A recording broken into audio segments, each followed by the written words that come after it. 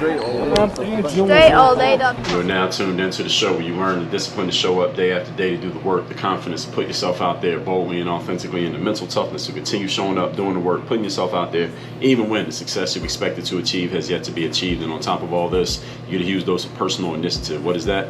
That is the go-getter energy that moves any one of us, including yourself, to go and make things happen instead of wait for things to happen. And then we put all this together into a series of frameworks, approaches, insights, strategies, and techniques, all underneath the umbrella of one unifying philosophy that is called Work on Your Game.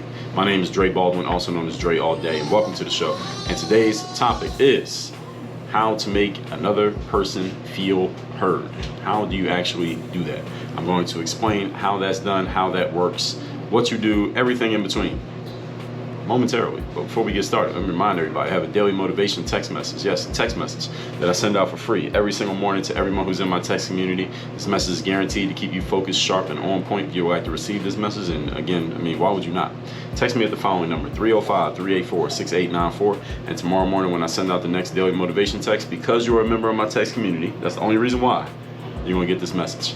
Again, that number's down below in the description. Now, workonyourgameuniversity.com. That is the next step for any of you who is ready to go to the next level when it comes to your career, when it comes to your business. If you're trying to transition right now, let's say you're in a certain space and you're trying to get to the next space, whatever that's going to be in your career, you're working at a job, you're in corporate, or you've had jobs here and there, never really a full-on career, but you're thinking about maybe doing your own thing. Maybe you've been doing your own thing, but you don't like how it's going doing your own thing. You want to do better at your own thing. Maybe you just want to make more money at what you're doing. Maybe you're good with what you're doing, but maybe you need to pick things up maybe more on the personal side. Maybe personally you don't feel like your mindset or your discipline or your confidence or your mental toughness is where it needs to be. And then if you get better at that, then the thing that you do, you'll be better at that.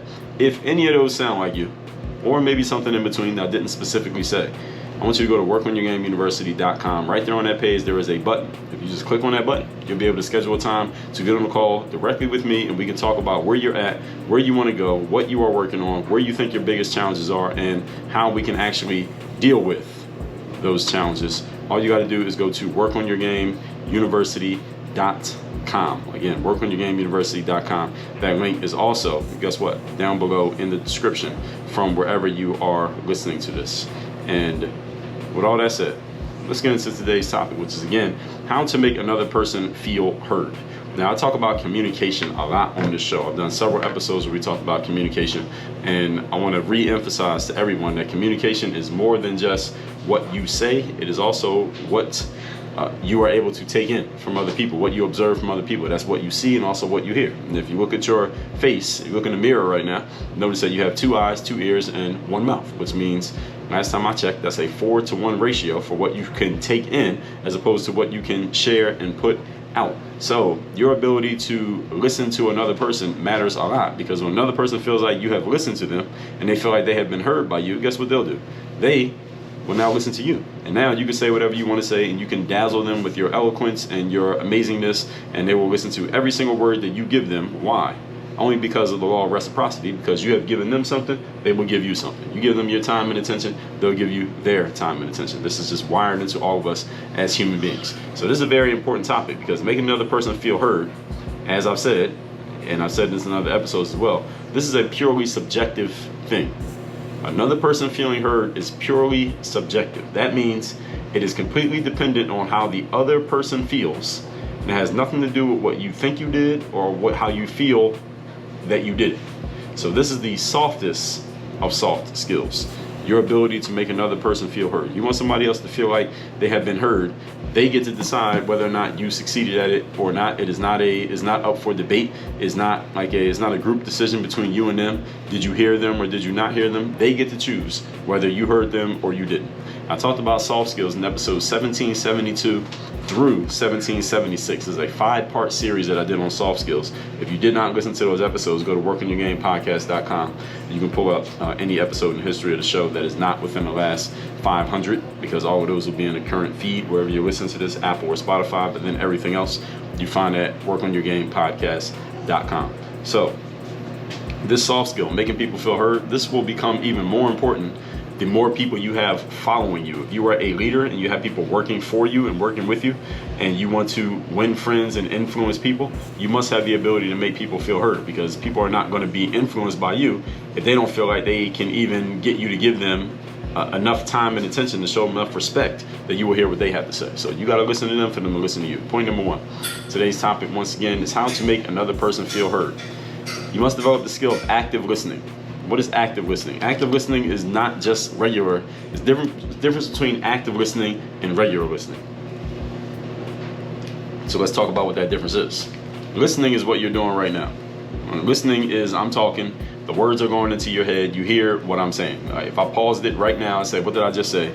You could repeat back to me what I just said. That's listening. All right. Most human beings have the ability to do this, but I want you to understand, if you want another person to feel heard, you have to do more than just this. Active listening is a different form of communication that goes deeper than just hearing it. It's about you showing someone physically that you are paying attention to them, and emotionally that you are paying attention to them through your body language, through your eye contact, and also through what you say back to them when they pause while speaking. It's about you showing interest in another person's speech in the form of asking questions that may lead them to continue talking, questions that may lead them to fill in gaps, repeating back to them in your own words what they have said, so that they understand that you understand the point that they're trying to get across, whether that is directionally or emotionally, even if they weren't that great at getting their point across. Again, think about if you're talking to your 2-year-old child, they may not be that great at articulating their point, but you get what they're trying to say, and you want them to see that you get what they're saying, because if they don't feel like you're listening to them, well, that's probably going to create a disconnect between you and your child. You probably don't want that. So any of you who has kids, you have the ability to actively listen, because you had to do it when they were very young and they weren't that good at communicating. You had to show them that you understood. All right, understand that the human beings, the adults that you deal with, are there the exact same way. Same thing you did with your child when they were 4 years old and they couldn't really get their point across that well, but you had to show them that you got it. You got to do the same thing with someone who's 44 years old. You got to do the same thing with someone who's 16. Do the same thing with someone who's 60. Is show them that you are listening, show them that you are paying attention, show them that you get the point, even if they weren't that great at making a point. I'm pausing there because I want that one to sink in. When you are actively listening, you demonstrate an understanding of what your counterpart is communicating directionally, rather than you just necessarily regurgitating their words. Like, let's say a court stenographer who writes down every word that somebody says. Yeah, you can probably do that. And if you have sharp brain acuity, you can listen to somebody say something and repeat back their words, but do you actually get it? There's a difference between hearing it and getting it. Everybody got that? If any of you has ever done an interview, you ever conducted an interview, whether you have a podcast, you got a TV show, you work on in television, or you are an HR manager and you hire people, if you ever conducted an interview, you ever, again, hosted a TV show, you've done any form of coaching or any form of therapy, I'm talking about you're the practitioner in this space, you must be very good at this. You have to be very good at active listening.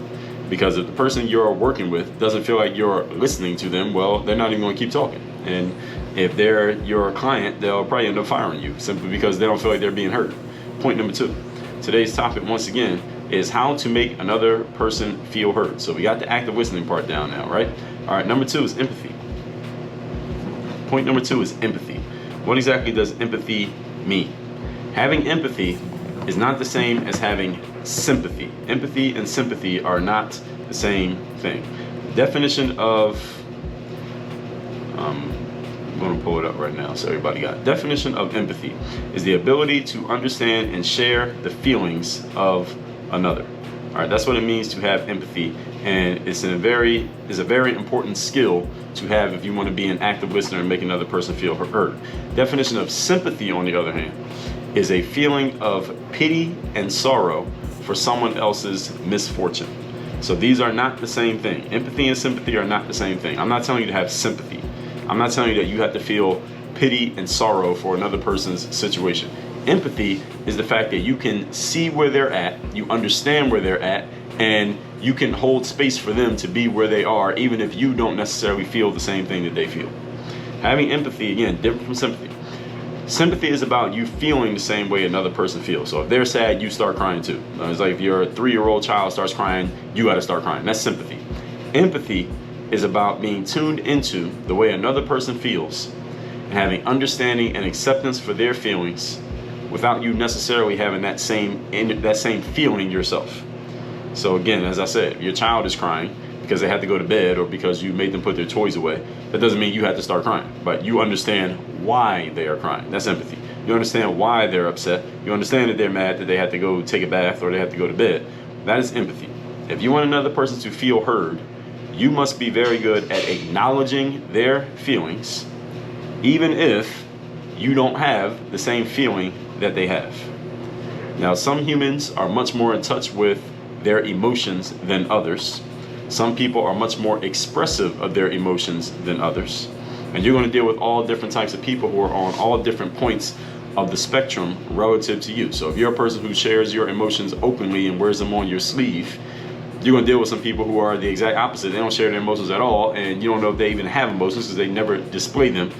And you have to learn how to deal with those people, meaning the fact that they don't express their emotions that much, you have to kind of attune yourself to their method of expression, and you're not so far off from their way that you two can't even connect with each other and build a rapport.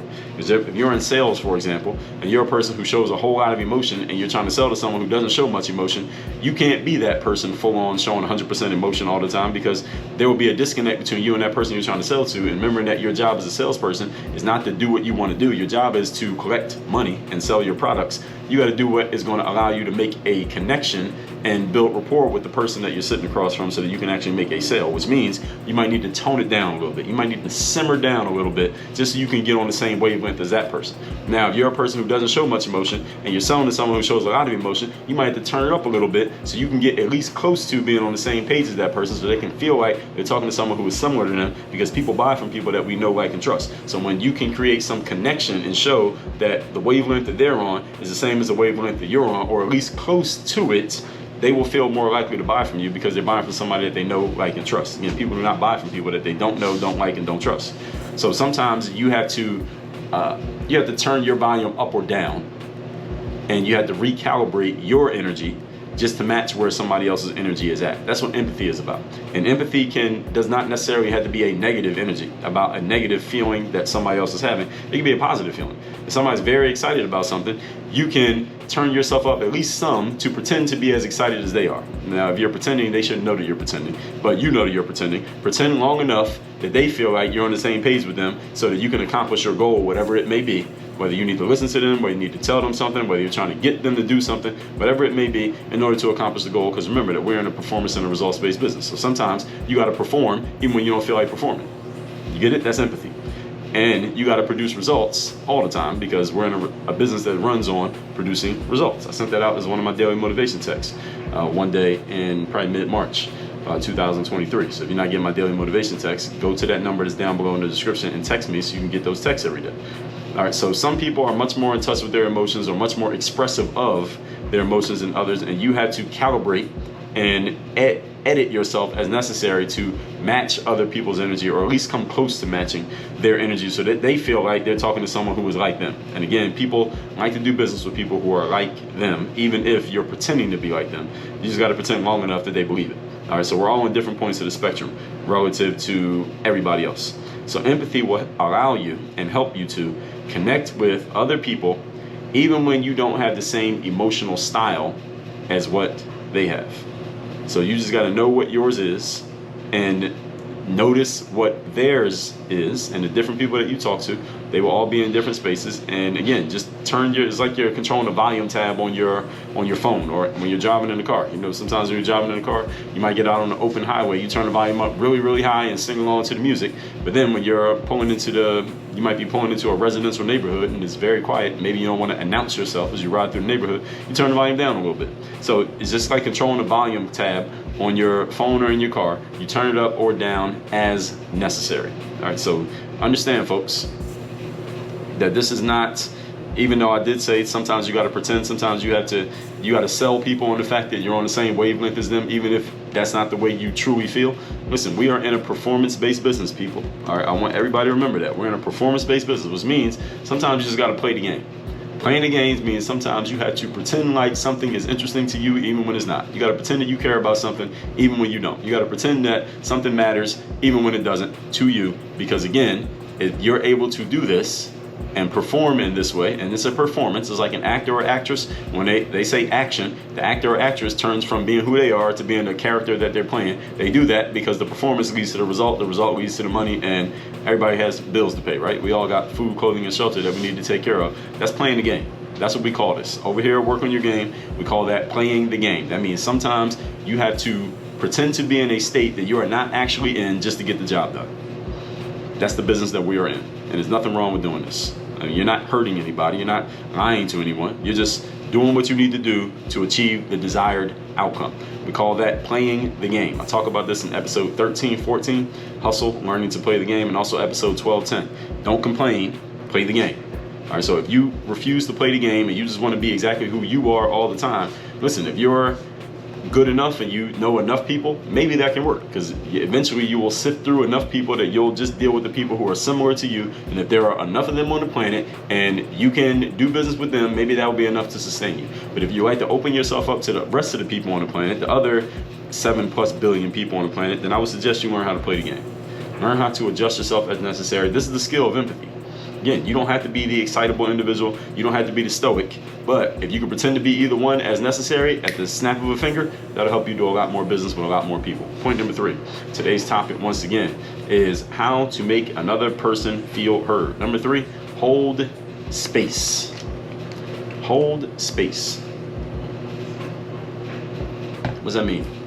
Holding space for a person is about giving them an environment in which they feel safe to express themselves, share their emotions, share their feelings, and feel as if they will be validated and respected for those emotions and feelings. That's what holding space means. Giving people an open space where they can be who they want to be and they don't feel judged or awkward or that they need to adjust themselves to fit what you want, but they can just be who they are, and it's a comfortable place for them to do that. That's what holding space means. Some people call this a safe space, but I don't even like that term, because it's not about them. It is about them feeling safe, but it's not about calling it a safe space, because safe spaces has been used socially, has been used to mean something different. So I'm not going to use that term. So I'm going to use holding space because I want to say it the way that it needs to be said. I don't want it to be confused with safe space, which is some nonsense that I've heard in certain spaces that we're not going to talk about here today, but we have talked about here on the show, just to be clear. But not what we're talking about here today. Even if you don't fully agree with the person's emotions and feelings, you don't agree with why they have certain emotions and feelings in that moment, you can disagree with them but still hold space for them and let them express themselves as they wish to do. All right, so I can disagree with you, but it still allow you to have whatever feelings that you want to have. I can disagree with your reason for having your feelings, but still let you have your feelings. This is what a good therapist, and some, not all, coaches are great at. Holding space for another person, letting them express themselves how they want to about whatever it is they want to talk about, whatever it is they want to share, even if you think they're completely ridiculous and out of line for doing it, but letting them do it, they will feel more comfortable with you. Why? Because they know that when they're around you, they can be who they want to be and express what they want to express, even at their worst, and they know they're not going to be judged for it. They're going to look at you positively because of that. Good therapists have to do this for a living. Good coaches have this as part of their package. They might not sell it. They might not say to you, hey, I'll hold space for you, so when you're feeling some crazy emotion, you can come to me and I'll let you do it. But they will do it without even telling you that they're doing it. The most important thing you do when you hold space for another person is you avoid judgment and you validate them feeling how they feel. Let me say that again. The most important thing you do when holding space for another person is you avoid judging them and you validate their feelings of how they feel. That's what holding space means. Again, even if you think they're wrong. When you're holding space, it's not about what you think. When you're holding space, it's about letting them feel how they feel. And people will not feel heard if they feel they are being judged. That's the exact opposite of feeling heard, is feeling like they're being judged. And you can disagree with someone's perspective while still validating that they have the perspective or why they have the perspective. This may sound tricky to some of you. Like, how can I do that? How can I disagree with somebody while still validating their perspective? All right, that's why it's a soft skill and it's not a hard skill. And this is most difficult for males to understand than it is for females. More difficult, let's say, for males to get than it is for females to get. I can validate your feelings that you think LeBron James is the greatest basketball player of all time, even though you are completely wrong, stupid, and ridiculous for thinking that, because we all know Michael Jordan's the greatest player of all time. But I can validate why you feel that way. I can validate your ridiculous emotions without telling you that it's ridiculous. I can hold space for you and say, you know what, I get it. I understand why you think LeBron James is the greatest player of all time. While internally, I'm rolling my eyes at you. Externally, I'm validating you and holding space for you to have that ridiculous opinion. I'm being tongue-in-cheek here, but you get what I'm saying. So that's why, again, this is a hard skill. A soft skill, not a hard skill. Hard skills are more measurable, and you can look at it and kind of in black and white see what's happening. A soft skill is more intangible. It's more of a feeling. It's more of an energy. It's more emotion-based. So I can understand, give you another example. I can understand and validate why some people may be on board with the wokeism movement, why they want to go to a college campus where there's a safe space and there's a room they can go in where they can feel however they want to feel. Or they can say, hey, you owe me this because I'm this color and you're this color, or this happened to my ancestors and this happened from your ancestors and we need to do this and that. I can validate why somebody may be on board with that movement, even though I think they're ridiculous and I disagree with their ideas. But I can validate why you think that way. I can tell someone that I appreciate why they believe a certain perspective, while at the same time I don't agree with their perspective. I understand why you think that. Why? Because a good listener can understand where another person's coming from, even if you don't like where they're coming from. Everybody understands that? You could disagree with someone's perspective while still understanding why they have it. All right? And at the same time, when you're holding space, you hold back your disagreement, because when you're holding space, it's not about you proving your point. Or your perspective is not part of the equation when you're holding space for another person. That's why it's called holding space. You're holding the space so that they can express. It's not your turn to express. Now, when someone's holding space for you, that's when you can let your point out. So right here on this show, all right, this is my space. All right, so I can say whatever I want to say. But if I'm coaching somebody, it's not about me giving you all of my severe intelligence. It's about me holding space for you to express what you want to express. And then when it's time for me to give you what you need, that's the coaching part. And that's when I can let you know what you need to know. But a good coach should be able to, know how much to give out and how much to hold back. Again, any of you want to get into that space, you need to have this ability, holding space for people, because sometimes people just need to express. Sometimes people just need to feel heard because they don't have anywhere else they can go in life where they can feel heard. That's you. All right, that's your job. Any of you want to get into therapy, this is also your job. Any of you are a parent, this is also your job. All right, all that said. And also, those of you who are bosses, those of you who are leaders, those of you who are mentors, those of you who are, if you are a friend, your friends need this space, because again, there are people you're going to deal with in life who they don't have anywhere they can go and no one to whom they can go where they can just be heard, not judged, and they don't have to listen to another person give them their feedback. They just get to give their stuff. They just get to say what they want to say, and someone will just let them be and validate what they have to say, even if that person disagrees with them. If you can be that for another person, they will value you a lot. Because it is so rare these days, especially these days when everybody has a broadcasting station literally at our fingertips and everybody just wants to say what they want to say. Very few people are listening. So if you can develop the ability to listen, this is one of the most valuable soft skills you can have these days. Speaking is a very valuable skill, always will be. But your ability to listen makes you very valuable simply because so few people are willing to do it. All that said, let's recap today's class, which is how to make another person feel heard. This is an important topic because all of us have the ability to communicate basically with the world these days. 6 degrees of separation is cut down to about half of that. So this is the softest of soft skills, your ability to make another person feel heard, meaning you have actually stopped talking, which is what everybody's doing these days, and you actually listen. Point number 1, active listening. Listening is what you're doing right now. You can hear what I am saying. Active listening is a different form of communication where you are engaged physically and emotionally and spiritually in understanding where somebody is trying to go, even if they're not that great at actually communicating it. If you're a coach or a therapist, you must be very good at this. Number 2, empathy. Empathy is not the same as sympathy. Sympathy is feeling what another person's feeling. Empathy is understanding what another person's feeling, even if you don't feel it yourself. You don't have to feel what another person's feeling to have empathy for them, but you can understand why they're feeling it. That's what you want to be able to do. So they're crying, you don't have to start crying. All right. But having empathy is about being tuned into why they're feeling that way and allowing them to feel that way and allowing them to express it and knowing that they're not going to be judged in the process. And you have to be able to calibrate your energy and your approach based on who you're dealing with, because people are on all different levels of the spectrum when it comes to emotional expression. Number 3, holding space. Holding space for a person is about letting them feel safe to express themselves, their emotions, their feelings, and to be validated and respected for those emotions and feelings, even if you think they are completely ridiculous and off their rocker and stupid for thinking what they're thinking. You keep that in your head, but you allow them to feel safe to actually express it if they want to express it. Again, if you have children who are very young, or have had children at some point they were very young, you had to have the ability to hold space for them, because you couldn't reason with a 4-year-old. You had to let them feel what they wanted to feel, even if you knew or thought that they had a ridiculous idea, but you had to allow them to do it. So if you have ever done that with a child, understand that adults are the same way. They're just bigger, older, they're better with words, but they need the exact same thing that child needs. So you can understand and validate why somebody may have an idea that you disagree with. These are adults you're talking to. While at the same time, you don't always have to prove your point to them that they are wrong. There comes a time and a space to prove your point to another person. It's not all the time. When you're trying to hold space for another person, you want them to feel heard, hold back on your perspective and let them share theirs. And when they feel like they have been heard, then it'll be your turn to talk.